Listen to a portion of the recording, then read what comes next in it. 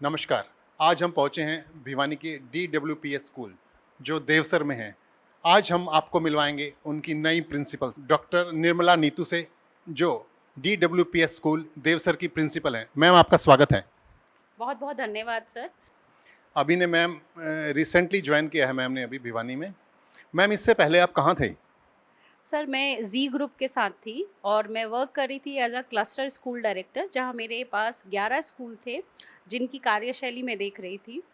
उससे पहले मैं काफ़ी साल स्कूल से रही हूं और मैंने विवेकानंद ग्रुप, बाल भवन ग्रुप, साथ नैनीताल के कई स्कूल्स में काम किया है एज अ प्रिंसिपल। और अगर मैं सही मायने में कहूँ तो I am a teacher from my heart. अभी आप रिसेंटली थे कहाँ, पोस्टेड कहाँ थे आप? सर जी ग्रुप के साथ कौन से सिटी में? मुंबई में थे। और उनके ना अलग अलग स्कूल्स होते हैं, they have basically they have franchisees. तो you they use to send us for checking, auditing and to check the quality of the education. तो आप प्रिंसिपल भिवानी आए हैं पहली बार, कैसा लग रहा है भिवानी सिटी आपको? सर बहुत ही सुंदर शहर है और यहाँ के लोग बहुत अच्छे हैं। जिस तरीके से दिल खोल के वो वेलकम करते हैं, मुझे लगता है शायद यही भिवानी को अलग बनाता है। अगर बात करें इस स्कूल की, DWPS की, तो एटमॉस्फेयर कैसा लग रहा है आपको? इसमें क्या चेंज लाने की आप प्लानिंग कर रहे हैं? सर अगर मैं अभी प्रेजेंट की बात करूं तो कुछ भी कहना बहुत ज़्यादा जल्दी होगा। और जहाँ तक चेंज की बात है, तो जब हम शिक्षा से जुड़ते हैं तो हम बच्चों से जुड़ते हैं। वहाँ हमें समाज के बदलाव की बात करते हैं और वो जो समाज का बदलाव होता है वो होता है बच्चों के सर्वांगीण विकास के through. When we talk about all round development of a child, that gives the full education, or where we talk about holistic progress report of any child, any student। अभी हमारा यहाँ पे फोकस है कि हम ज़्यादा से ज़्यादा बच्चे के हर फैक्टर पे ध्यान दें, हर फैक्ट्स के साथ उसको जोड़ें। क्योंकि सिर्फ थियोरी एजुकेशन देना अब रह नहीं गया है। जैसे कि एनईपी में भी बताया गया है कि बच्चा खुद करे और खुद करके सीखे। बचपन में हम एक कोट पढ़ते थे, I read I forget, I see I remember, I do I understand. तो मैं चाहती हूँ कि हम इस तरह की एजुकेशन यहाँ पे रखें कि जहाँ बच्चा खुद करे और खुद सीखे। आज की डेट में जब बच्चा बाहर जाता है तो it is all about the competitive world, जहाँ पे हम जो सबसे इम्पॉर्टेंट करते हैं, it is all about the adaptability. जब तक बच्चे में फिजिबिलिटी और एडेप्टेबिलिटी नहीं आएगी, वो कुछ चीज़ें नहीं सीख पाएगा। या फिर ये कहिए कि वो सिर्फ एक ऐसे ज्ञान से जुड़ा रहेगा जिसका किसी भी प्रैक्टिकल वेज में यूज़ नहीं हो पाएगा। तो हम इस तरीके की एजुकेशन अब चाह रहे हैं, जिसके लिए अभी तक जो मैंने ऑब्जर्व किया, कुछ बच्चों में कमियां हैं जो शैक्षिक तौर पे हैं। लेकिन उसके अलावा बहुत सारे ऐसे फील्ड हैं जहाँ पे वो बहुत ज़्यादा उत्तम है। जैसे कि वो को करिकुलम एक्टिविटीज़ में बहुत ज़्यादा अच्छे हैं, स्पोर्ट्स में अच्छे हैं। तो अभी हमारा जो फोकस है वो उनके इंडिविजुअल रिजल्ट को एनालाइज करके देखना कि वो किस क्षेत्र में कितना अच्छा कर सकते हैं, और हम आप उन्हीं पे ज़्यादा उनको फोकस करें। क्योंकि हमने सिर्फ बच्चे पढ़ाने नहीं है, we need to make them a global citizen, जो कि पूरा का पूरा वर्ल्ड उन्हें एक्सेप्ट करे। और वो तब हो पाएंगे जब वो वर्ल्ड के साथ चलना सीखेंगे।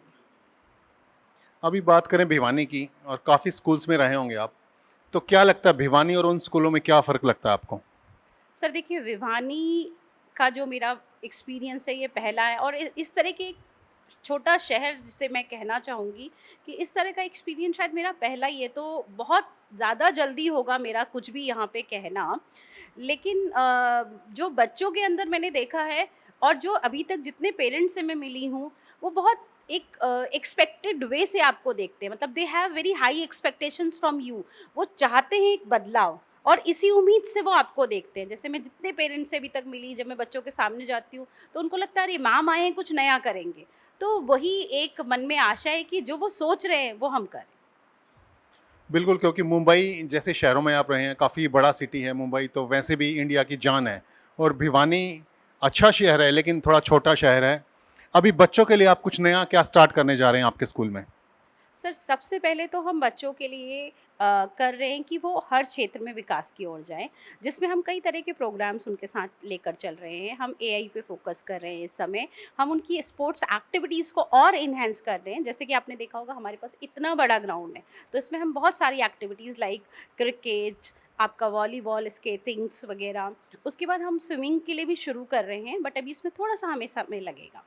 हम कई इस तरह के क्लस्टर्स लाना चाह रहे हैं जहाँ बच्चे को ये तरीका आए कि वो कैसे चीज़ों को कर रहा है, क्या वो उचित ढंग से उसको कर पा रहा है, और उससे भी इम्पॉर्टेंट चीज़ होती है कि उसका पर्पस क्या है।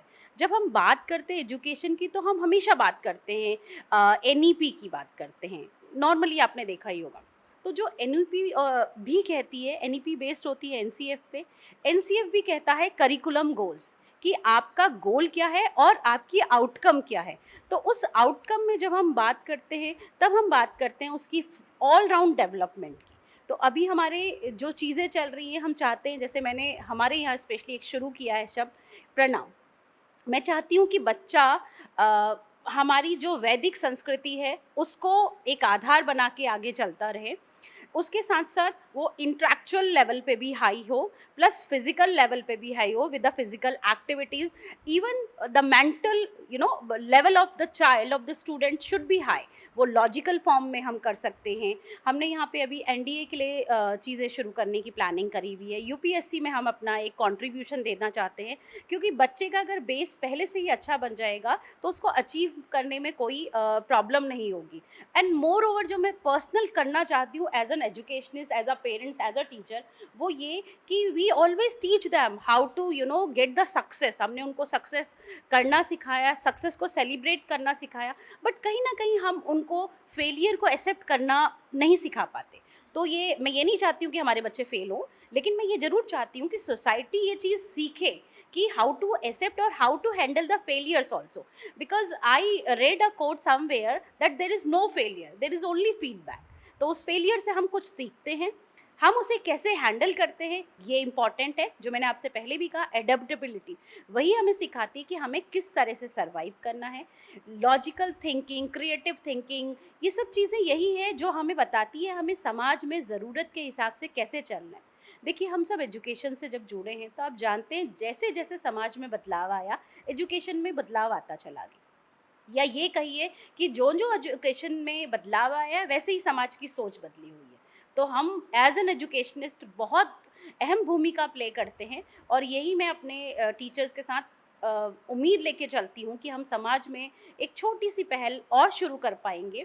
हालांकि we have very highly qualified dedicated team of teachers. even I met many parents and they are very well known as well as well qualified। बच्चे हमारे बहुत प्यारे हैं, मुझे लगता है हमारे पास सब कुछ है। एक कहीं ना कहीं जो कमी रह रही है वो थोड़े से जोश की है। हम उस जोश के साथ दोबारा आए हैं और इस स्कूल को हम दोबारा उसी बुलंदी पे लेके जाएंगे जिस तरीके से ये चल रहा है। और ये बहुत ही शुभ समय है जब मेरा इस विद्यालय में प्रवेश हुआ है। एक तरफ तो हम विजय दिवस मना रहे हैं, जहाँ हम कहते हैं कि हमने बुराई से अच्छाई की ओर विजय प्राप्ति करी है, और दूसरे शब्दों में इसे ये कहा जाएगा कि अज्ञानता से हम ज्ञान की ओर आए हुए हैं। तो मैं अपने समस्त क्षेत्रवासियों को, साथ ही अपने बच्चों को और उनके माता पिता, अभिभावकों को और समस्त मेरे कनेक्ट में जितनी मेरी टीम है, सबको दशहरे की बहुत बहुत शुभकामनाएं देती हूँ। बहुत बहुत धन्यवाद। तो ये थे डॉक्टर निर्मला नीतू, जो DWPS स्कूल के प्रिंसिपल हैं। काफ़ी अच्छा लगा इनसे बात करके, और काफ़ी इन्होंने बताया बच्चों को भी, पेरेंट्स को भी, और स्कूल में काफ़ी कुछ नया करने जा रहे हैं। मैम, आपका धन्यवाद, और हम जल्द ही मिलेंगे फिर एक नई शख्सियत के साथ। आप बने रहिए हमारे साथ। नमस्कार।